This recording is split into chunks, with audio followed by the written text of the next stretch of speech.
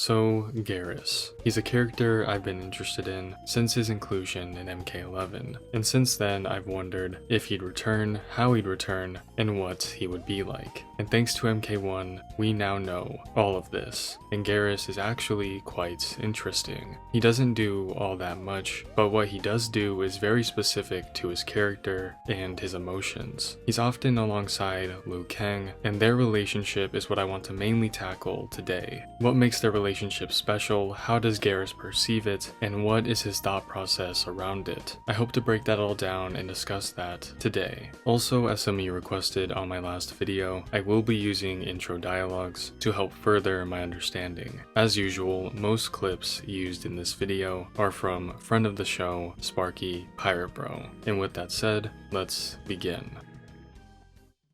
Look at us. Hey, look at us. Look at us. Huh? Who would have thought? It's not me.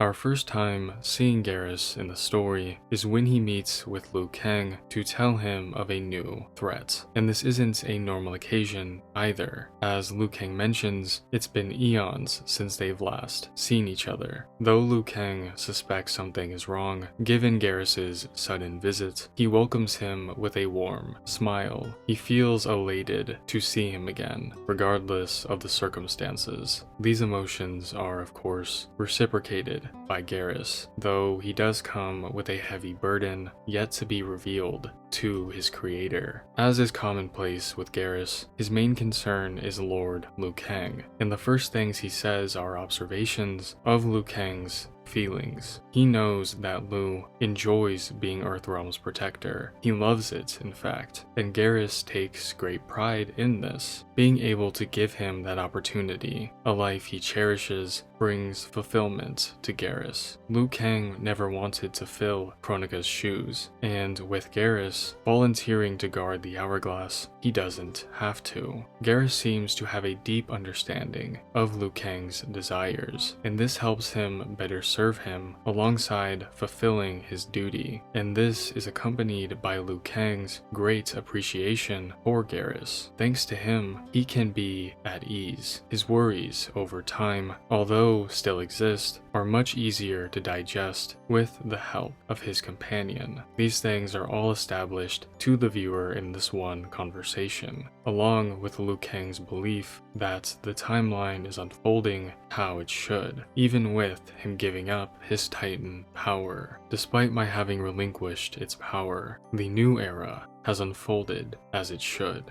This statement from Liu, the innocence in which it is delivered, crushes Geras and erupts this uneasiness in his mind. Of course, he wants nothing more but for Liu Kang to be happy, to have a life he desires, not one he is forced to uphold. And his following actions speak volumes to this uneasiness and show us just how affected he is by what's to come. Geras grabs the Jade Jaguar, the item in which he secretly stored Liu Kang's Titan power, as he fears that the looming threat will force Liu into reuniting with these abilities. There's a sense of overwhelming dread that engulfs Geras in this moment. As he grasps the Jaguar, given to Liu by his previous champion, he tells him once more that he is created in his image, and thus duty is his highest calling. A solemn reminder delivered in such a way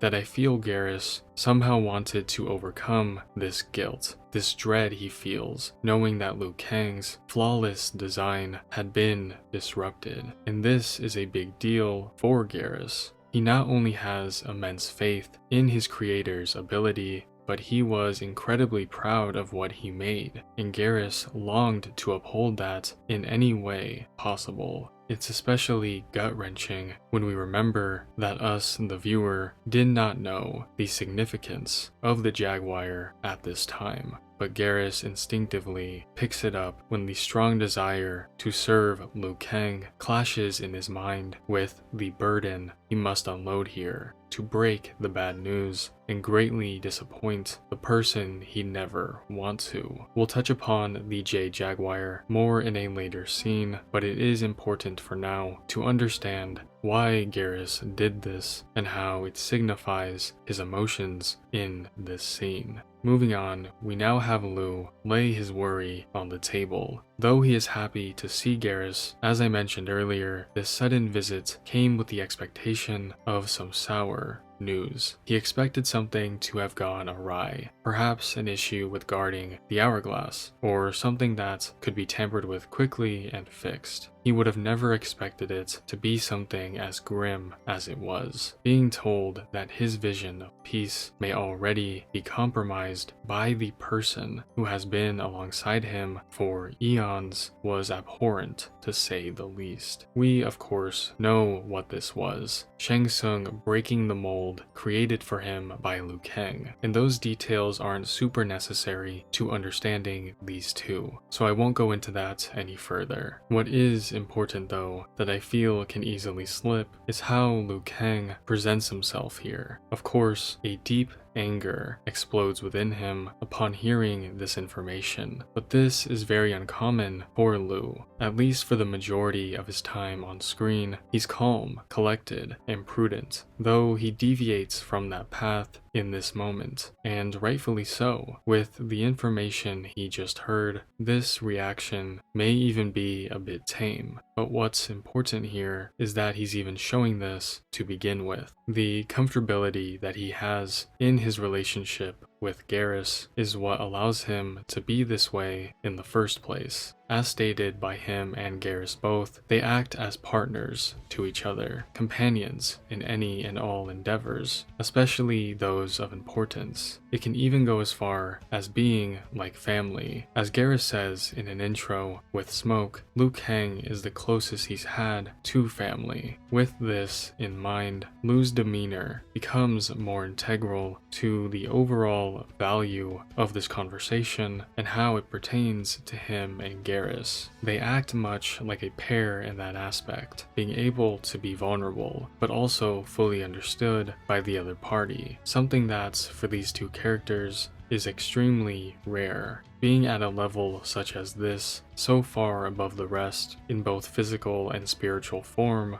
doesn't give much room for relationships. And that's why a pairing like this holds so much weight for the both of them. It's unique and specific. They can't be replaced by others. The spot that they hold for each other is one only available for them. And for the most part, this mainly pertains to duty, doing important, otherworldly things, tempering with time, existence, the universe, etc. But being all they have in those circumstances has definitely built their bond.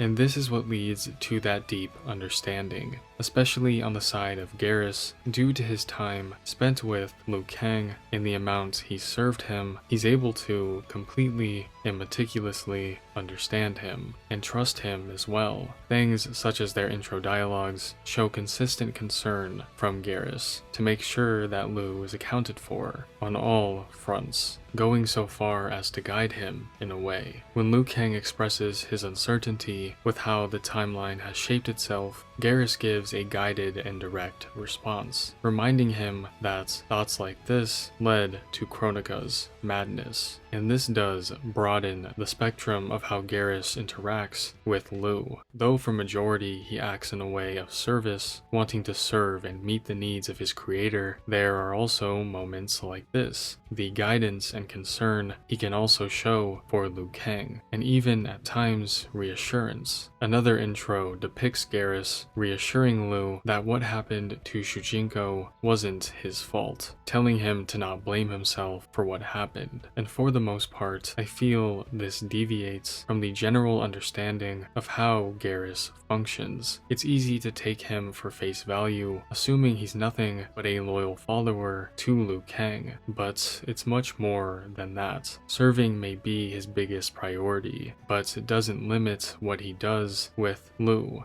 Again, as shown, he can give guidance, advice, and reassurance. There's even an intro hinting at them sparring with each other. This relationship is far greater than ruler and servant, and if you don't believe me, Geras says it himself. In intros with Havoc, he states that the sole purpose of his existence is not to serve Liu Kang. It is his choice to do so, and I feel this choice, this being something he genuinely has passion for outside of his duty, gives more weight to some of his actions. We'll touch on the main one very soon, but to wrap up some of these intros, saying things like Liu Kang's intentions are pure to Li Mei, or telling Tanya that the Umgadi was one of Liu's greatest innovations, it shows genuine appreciation, not just a byproduct of being created by him. This isn't to say that Geras doesn't acknowledge the fact of his creation. Of course he does. For example, telling his evil counterpart in an intro that without Liu Kang he wouldn't exist, this leading to his loyalty, or telling Smoke that he is an instrument of Liu Kang's will. These things all ring true, and I'm not trying to take away or erase the fact that he's a loyal companion set on serving his creator, but with more of his personality in mind, as well as the fact that he chooses to do this, it ultimately makes it more important. It's not like he was written to be loyal servant number one and that's it. Not at all. He's content serving Liu Kang, yes, because he created him, but also because that's just Geras's nature, and that's stated by him himself through the story, but also intros, saying things like conquest isn't in his nature, or how the Hourglass's power has never and will never tempt him, and that's said directly to Shao, Shang, and even Liu Kang himself in the main story. This part has been drawn out a bit long, and is kinda why I was reluctant to go into intro dialogues, but with all this in mind, we understand he isn't just a one-dimensional servant. He has his own desires, and makes his own decisions. He has his own free will that he chooses to not be sporadic with, and I feel this isn't the design of a flawed character, but instead is just someone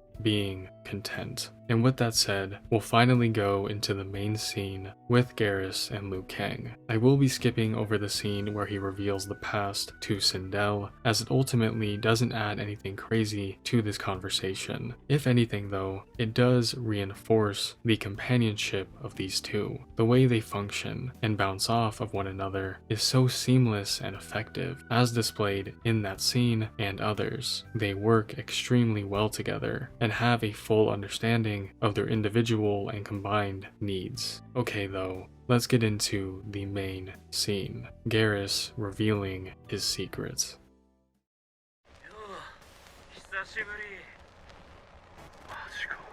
With the new threat of Titan Shang Tsung, Liu Kang needs something to fight in the coming battle. After input from Jared, Katana, and others, Geras walks forward as a thought races through his mind. The instant Geras displays some intrigue, Liu's attention shifts to him, asking his thoughts on what they can do to seek out help from other timelines. Geras knows this is possible, and he lets Liu know that, though he himself cannot do this, as he only watches over the hourglass and can't control time itself. Searching other timelines is beyond him. It would be something only the Keeper of Time could take on. An unfortunate thing to hear for Liu Kang, as he no longer wields the power a Keeper of Time would. With the help of Geras, he gave up that life for something he'd find much more fulfilling. A knot builds in Geras's stomach, and this slew of uncomfortable emotion is written on his face. What he's about to tell Liu Kang is something he wishes he'd never have to. He tells him that he may be able to regain this Titan power. When he gave it up, instead of letting that power dissipate, Geras collected it into the Jade Jaguar, as he feared that one day Liu would again need it. This decision, this one singular thing, adds so much to the relationship of Geras and Liu Kang. Though this can be looked at as the highest form of service to his creator, this was something he took on entirely alone. No word from Liu Kang, no desire in need of being satisfied. This was something he did on his own. On his own volition, he did the greatest thing he ever could to help the person most important to him. This wasn't a simple beck and call endeavor. This took thought, intent, and even sacrifice. Doing something like this, knowing the weight it holds, and also the consequences of it, speaks to not only the wisdom of Geras, but how much he looks out for Liu Kang. The foresight this took, accompanied by the fact that he's keeping something his creator specifically wanted gone, shows the autonomy of this decision. Though upholding something that could one day end his creator's ideal life, the intention of this cannot be more selfless. He did this for Liu Kang, burdening himself greatly for the sake of duty and perseverance. Why did you never tell me this? There's a genuine shock that overwhelms Liu Kang, but this confusion will soon change into immense gratitude. The hesitation from Geras to reveal this to Liu Kang was because of the potential consequences. Restoring this power may not only be irreversible, but would ruin the life that Liu Kang desires. Geras never wanted for it to come to this, and that much is obvious through his demeanor and delivery of these statements. But fortunately, Liu Kang understands fully. If anyone could understand Geras' thought process, it would be him. He understands that Geras didn't reveal this information to keep him from temptation to use it, to keep him from sacrificing everything to save the timeline, unless, of course, it was absolutely necessary. Correct. Geras nods as Liu Kang thanks him. Due to Geras' wisdom and his desire to aid Liu Kang, everyone is now saved. On their way to retrieve the Jaguar, they have a conversation that I really enjoy. It begins with Liu Kang expressing his thoughts to Geras, and how he feels that he chose the perfect vessel to store his power. Liu has always treasured the great Kung Lao's gift, and I feel him storing it there was no coincidence, and further shows us his deep understanding of Liu's mind. As they talk a bit more about the upcoming events, it occurs to Liu Kang that his Titan power, the ability to become Keeper of Time, was open to Geras this entire time. He could have become Keeper of Time, but chose not to. As we've established, Geras has no desire to wield such power. He doesn't thirst for conquest or overwhelming power. And as he says, even now directly to him, he has faith in his creator's vision. He trusts his judgment for the new era. So Geras is content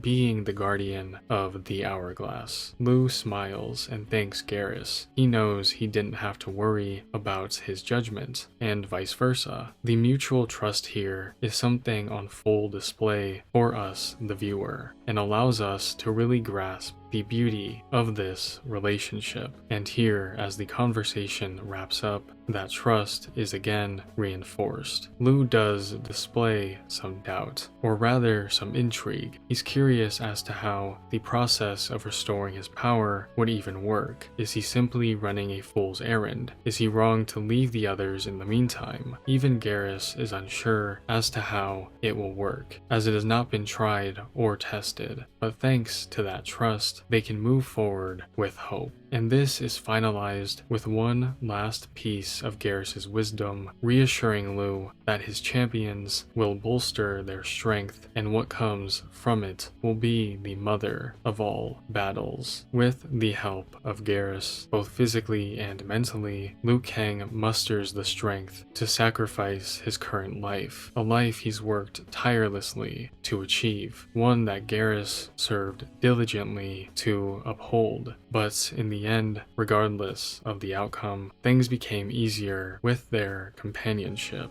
And if anything is taken away from this video, I hope it's that, the value of their companionship and the beauty of their bond.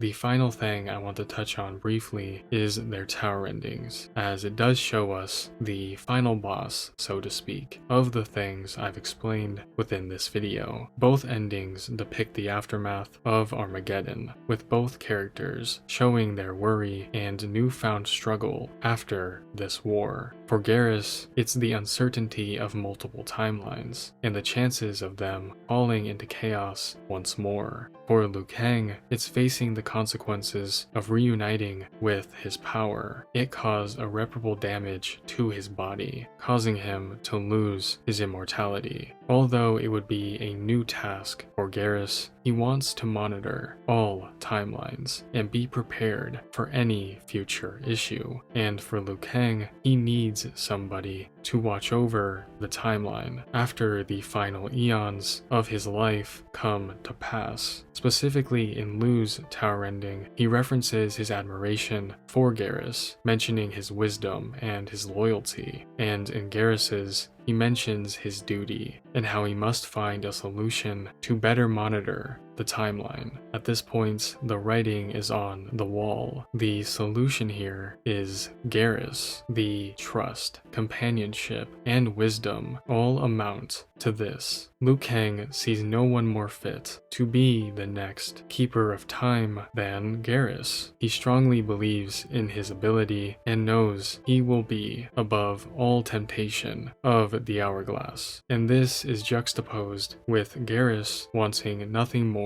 but to serve the new era. He's pleased that Lord Liu Kang can now rest assured with the timeline in his hands. Everything established in this video leads to this, and it's honestly beautiful how it all comes full circle. I very much so enjoy both of these characters, and with Geras specifically, I feel they've nailed making him something honest and unique. I appreciate you all so much for watching. It means more than you know. There's a Discord in the description if you want to join that, and there's also a channel membership if you're interested. Joining that gives you an exclusive badge by your name, as well as exclusive emotes to use in comments and live chat. And this also includes bonus content every month if you join the second tier. But with that said, that's basically it. Thank you for watching, and ladies, gentlemen, and NB beauties, stay safe and stay hydrated,